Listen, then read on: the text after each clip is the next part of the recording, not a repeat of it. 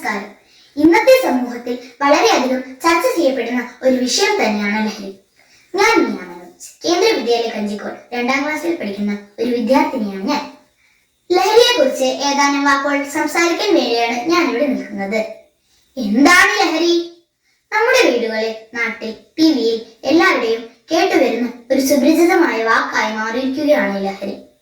എന്തെന്നാണ് നമ്മുടെ തലച്ചോറിനെ ഉത്തേജിപ്പിക്കുന്നത്, വീണ്ടും വീണ്ടും കാണാനും ഉപയോഗിക്കാനും തോന്നിക്കൊണ്ടിരിക്കുന്നത്, അതെല്ലാം ലഹരിയിൽപ്പെടും. അങ്ങനെ നോക്കുമ്പോൾ ചിലർക്ക് വായന ലഹരിയാണ്, ചിലർക്ക് സംഗീതം ലഹരിയാണ്, മറ്റു ചിലർക്ക് യാത്രയും ലഹരിയാണ്. ഒന്ന് രുചിച്ചു നോക്കി ഉപേക്ഷിക്കാം എന്ന ചിന്തയിലാണ് പലരും മയക്കുമരുന്നുകൾ ഉപയോഗിച്ചു തുടങ്ങുന്നത്. ലഹരിയുടെ പിടിയിൽ ഒന്നകപ്പെട്ടാൽ പിന്നൊരു തിരിച്ചുവരവ് ഇല്ല എന്ന് ഓർക്കുക. ലഹരി മരുന്നുകൾ മനുഷ്യനെ ശാരീരികവും മാനസികവുമായി തകർക്കും. അത് ഒരു മഹാവിപത്താണ്, സമൂഹത്തെ കാർന്നു തിന്നുന്ന മഹാവ്യാധി. ഇതിനെതിരെ നമുക്ക് ഒരുമിച്ച് നിന്ന് പോരാടാം.